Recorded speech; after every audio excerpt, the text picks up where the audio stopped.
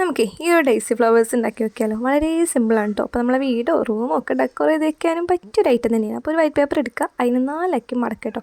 പിന്നെ ഇതിൻ്റെ അളവൊക്കെ നിങ്ങൾക്ക് ഇഷ്ടമുള്ള പോലെ എടുക്കാം കേട്ടോ. ഇന്ന അളവൊന്നുമില്ല. പിന്നെ എന്ത് ചെയ്യുക, ജസ്റ്റ് കട്ട് ചെയ്ത് കൊടുക്കാം. കട്ട് ചെയ്യുമ്പോൾ സൂക്ഷിക്കണം, കുറേ നീളത്തിൽ കട്ട് ചെയ്യാൻ പാടില്ല. പിന്നെ അതിൻ്റെ സൈഡ്സും ഒന്ന് കട്ട് ചെയ്തെടുക്കുക, ഒരു ഫ്ലവറിൻ്റെ ഷേപ്പ് വരാൻ വേണ്ടിയിട്ടാണ്. പിന്നെ നിവർത്തുക, അതിൻ്റെ എഡ്ജസ്റ്റൊക്കെ ഒന്ന് മടക്കി കൊടുക്കുക. മടക്കുമ്പോൾ ഈ കത്രിക വെക്കുമ്പോൾ എനിക്ക് എന്തോ ഒരു പോലെ, അപ്പോൾ എന്ത് ചെയ്തു, പെൻസിൽ വെച്ചിട്ടാണ് മടക്കി കൊടുത്തത്. പിന്നെ 4 സൈഡും ഒന്ന് കട്ട് ചെയ്ത് കൊടുക്കുക കേട്ടോ. കട്ട് ചെയ്യുമ്പോൾ ഒരു ഭാഗം മാത്രം കുറച്ച് നീളത്തിൽ കട്ട് ചെയ്യാം, അത് വേറെ ഒന്നുമില്ല, അത് ഇതുപോലെ ട്വിസ്റ്റ് ചെയ്തെടുക്കാൻ വേണ്ടിയാണ്. അതങ്ങനെ ട്വിസ്റ്റ് ചെയ്ത് കിട്ടുക. വന്നിട്ട് നമ്മൾ എന്ത് ചെയ്യാം, ഗ്ലൂ വയ്ക്കുക, ഒട്ടിക്കുക, കഴിഞ്ഞു. ഇപ്പോൾ തന്നെ നമ്മുടെ ഫ്ലവറിൻ്റെ ഏകദേശം പരിപാടിയൊക്കെ കഴിഞ്ഞു. പിന്നെ അതിൻ്റെ ഇടയിൽ ഒരു മഞ്ഞൊരു സാധനം വരുമല്ലോ, അതും കൂടി ഉണ്ടാക്കാൻ വേണ്ടി നമുക്കൊരു മഞ്ഞ പേപ്പർ അതുപോലെ കുഞ്ഞുകുഞ്ഞോന്ന് കട്ട് ചെയ്തെടുക്കാം കേട്ടോ. എന്നിട്ട് ഇതാ ഇങ്ങനെ മടക്കി കൊടുക്കുക, അതതിൻ്റെ ഉള്ളിലേക്ക് വെച്ച് കൊടുത്താൽ ഫ്ലവറിൻ്റെ പരിപാടി കഴിഞ്ഞിട്ടില്ല.